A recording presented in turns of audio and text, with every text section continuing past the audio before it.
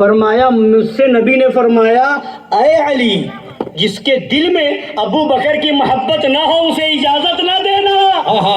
سبحان، یعنی مولا علی کی اجازت اسی کو ملے گی جس کے دل میں صدیق اکبر کی محبت ہوگی۔ اسی لیے جو اہل بیت سے دشمنی کرے اسے خارجی کہا گیا، اور جو صحابہ سے دشمنی رکھے اسے رافضی کہا گیا۔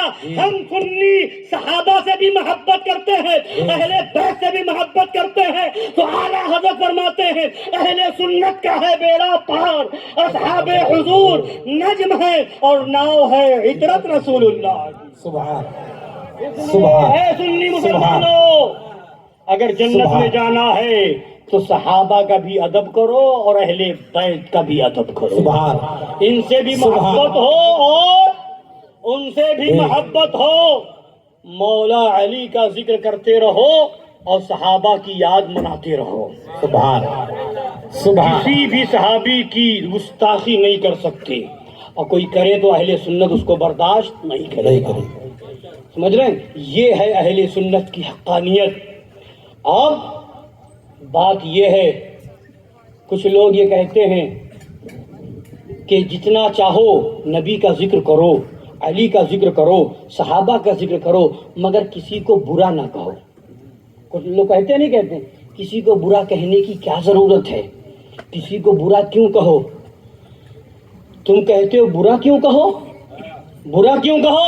اٹھاؤ تاریخ مولا علی کی، فاتح خیبر مشکل کشا کی، جب خارجیوں نے اہل بیت کی دشمنی کی، جب خارجیوں نے حضرت مولا علی اور عثمان غنی اور صحابہ کرام کے بارے میں غلط نظریہ رکھا، تو ان خارجیوں سے مولا علی نے جنگ کی ہے۔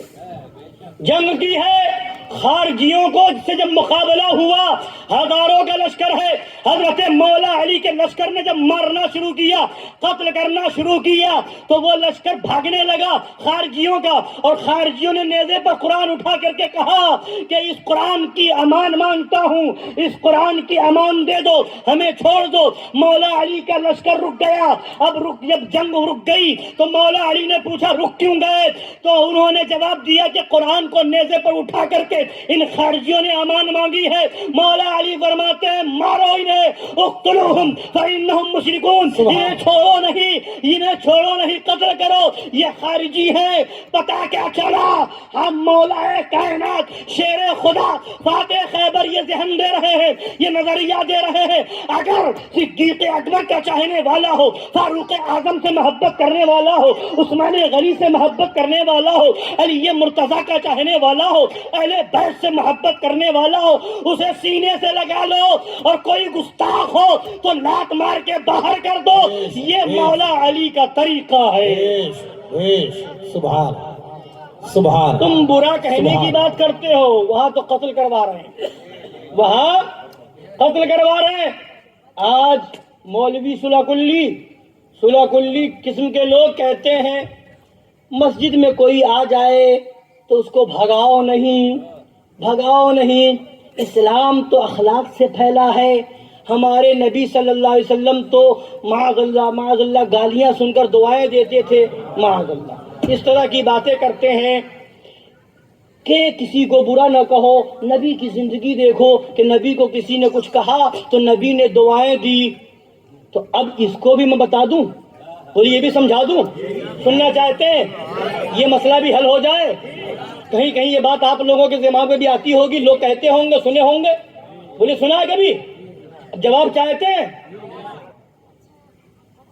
ولید بن مغیرہ ہے، بارگاہ نبی میں حاضر ہوتا ہے اور نبی کی شان میں بے ادبی کرتا ہے، نبی کو مجنوں کہتا ہے، معاذ اللہ۔ اب نبی تو خاموش ہو گئے، نبی نے سن کر کے خاموشی اختیار کی، جواب نہ دیا، مگر تکلیف ہوئی، رنجیدہ ہوئے۔ خدا کی طرف سے جبریل امین آئے، سبحان، سبحان، فلا تطع المکذبین ودوا لو تدہن فیدہنون ولا تطع كل حلاف مهين هماز مشاء بنميم مناع للخير معتد اثيم عتل بعد ذلك زنيم. نبی تو خاموش ہو گئے مگر خدا کی طرف سے آیتیں نازل ہو گئی. جبریل امین خدا کی طرف سے وحی لے کر کے آئے اور کہا یا رسول اللہ آپ رنجیدہ نہ ہوں. خدا فرما رہا ہے جھوٹوں کی بات نہ سنیں, جھٹلانے والوں کی بات نہ سنیں. یہ کافر چاہتے یہی ہے کہ آپ نرم پڑ جائیں تو یہ بھی نرم ہو جائیں. ولا تطع كل حلاف مہین, یہ قسمیں کھانے والے, یہ ادھر کی ادھر لگانے والے, چغل خوری کرنے والے, یہ جو ہے درست خود, یہ جو ہے بھلائیوں سے روکنے والے, یہ گنہگار, حد سے بڑھنے والے, عتل بعد ذلک زنیم, ان سب سے بڑھ کر کے یہ کہ ان کی اصل میں خطا ہے, یعنی وہ اپنے باپ ہی کا نہیں ہے. کس کے بارے میں کہا؟ کس کے بارے میں؟ نبی کی گستاخی کرنے والے ولید بن مغیرہ کے بارے میں کس نے بیان کیا؟ خدا نے. کس نے؟ اللہ نے بیان فرمایا. اس کے 10 عیبوں کو گنایا. کتنے عیب؟ 10. کتنے عیب؟ 10 عیبوں کو گنایا. نبی خاموش رہے. خدا نے 10 عیبوں کو گنا دیا. ماجرا کیا ہے یا رسول اللہ؟ کہا گیا تھا آپ کو, آپ نے جواب نہ دیا. اے مولا تجھے نہیں کہا گیا تھا, تو نے جواب کیوں دیا؟ تو اب سنو جواب, اب سنو معاملہ کیا ہے, وجہ کیا ہے. نبی خاموش ہے, امت کو پیغام دے رہے ہیں اے میری امت کے لوگوں مجھے برا کہا گیا, میں نے جواب نہ دیا. اس سے سبق یہ ملا کہ جب تمہیں برا کہا جائے تم خاموش رہنا, یہ میری سنت ہے. اور خدا نے جواب دے کر کے بتا دیا تمہیں برا کوئی کہے تو خاموش رہ جانا, یہ نبی کی سنت ہے. اور نبی کی توہین کرے, بے ادبی کرے تو اب خاموش نہ رہنا.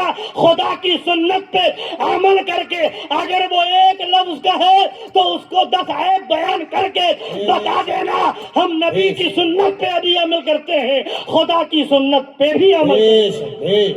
سبحان اللہ. پتا چلا گستاخ رسول کی برائی بیان کرنا یہ خدا کی سنت ہے, خدا کی سنت ہے. مگر لوگوں کا حال کیا ہے؟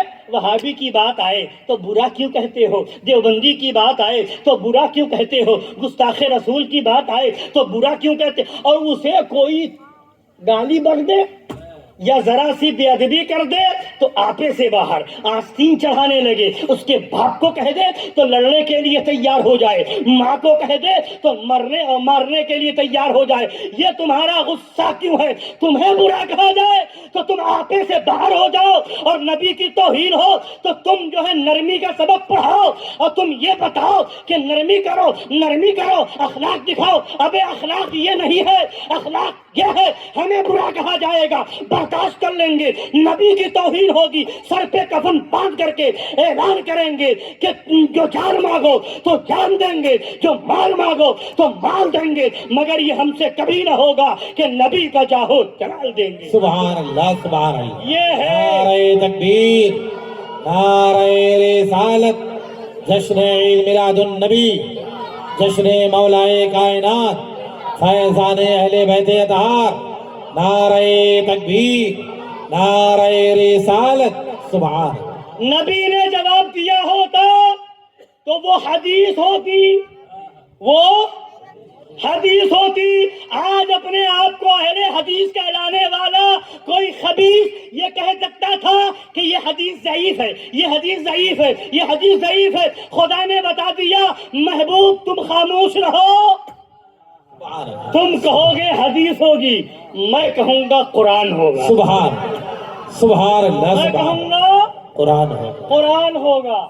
پورے سال نہ بھی کہے, پورے سال یہ آیت نہ بھی پڑھے, تراویح میں تو پڑھنا پڑے گا. جی بے شک. تراویح میں پڑھنا پڑے گا. یہاں تقریر کرے مولوی, وہابی کو ہم کسی کو برا نہیں کہتے, ہم کسی کو برا نہیں کہتے, یہ منبر رسول ہے, اس پر کسی کو سور کہا جائے, کسی کو جو ہے حرامی کہا جائے, کسی کو ایسا کہا جائے, مردود کہا جائے, خبیث کہا جائے, ہم نہیں کہیں گے, ہم نہیں کہیں گے, ہم نہیں کہیں گے.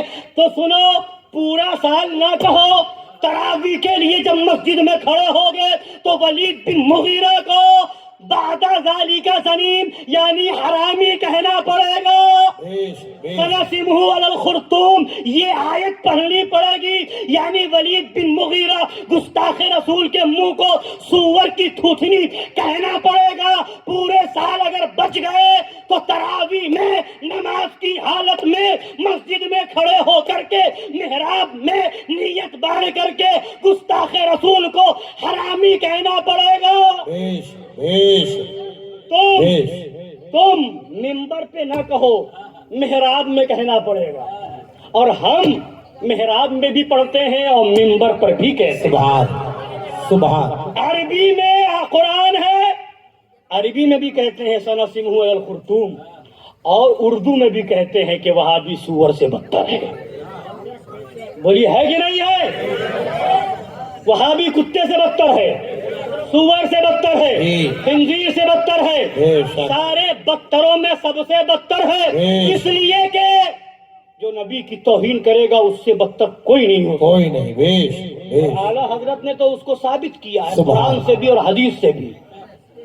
تو اس لیے اگر حسینی ہو تو پکے حسینی بنو, ہے کہ نہیں؟ پکے حسینی بنو, اور جس کو جو ثبوت چاہیے میں موجود ہوں, آ کر کے پوچھ لیں. قرآن نے جس کو غلط کہا ہم کہیں گے کہ نہیں؟ بولیے. قرآن نے جسے برا کہا ہم برا کہیں گے کہ نہیں کہیں گے؟ قرآن نے جس کو غلط کہا ہم غلط کہیں گے. ہمیں قرآن کا طریقہ چاہیے, کسی شیطان کا طریقہ نہیں چاہیے. لوگ کہتے ہیں برا نہ کہو, لوگ کہتے ہیں برا نہ کہو. اب 2 منٹ تھوڑی دیر اور گفتگو سن لیجیے, اب اس کے بعد اپنی بات مکمل کرتا ہوں. شادی کا رواج آپ کے وہاں بھی ہے؟ بولیے ہے نا. لڑکی کا رشتہ ڈھونڈنا ہوتا ہے, آپ جاتے ہیں, لڑکے کے بارے میں معلومات کرتے ہیں.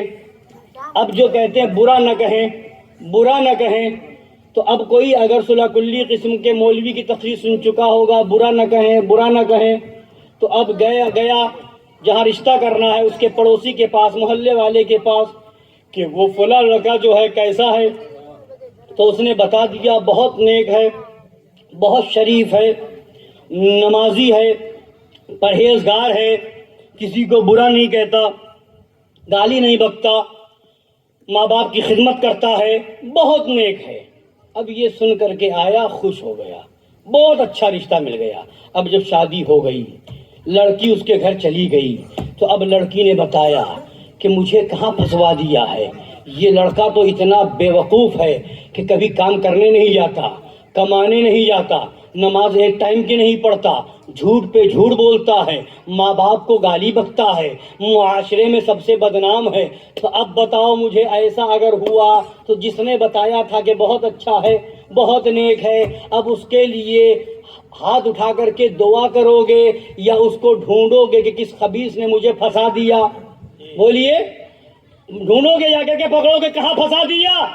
تو وہ کہے گا میں نے سنا تھا کسی کو برا نہیں کہنا چاہیے, کسی کو برا نہیں کہنا چاہیے, اس لیے میں نے برا نہیں کہا. تو وہ گریبان پکڑے گا, اگر تو برا کہہ دیتا تو میری بیٹی پھنسنے سے بچ جاتی, میں وہاں رشتہ نہ کرتا, یعنی حقیقت بتا دیتا, تو ایسی جگہ رشتہ نہ کرتا. تو سنو, اگر وہ حقیقت بتا دیتا تو تمہاری لڑکی وہاں نہ پھنستی, اور اگر عالم صحیح معنوں میں وہابیت اور دیوبندیت, رافضیت, قادیانیت, صلح کلیت کی خرابی بتا دے گا تو تمہارا ایمان خراب نہیں ہوگا, وہاں سے بچ جاؤ گے, جہنم سے بچ جاؤ گے. لہذا احسان مانو ان عالموں کا جو تمہیں بتاتے ہیں وہابیت کیا ہے, دیوبندیت کیا ہے, قادیانیت کیا ہے, صلح کلیت کیا ہے. ان کے فتنوں سے بچو, ایمان بچاؤ.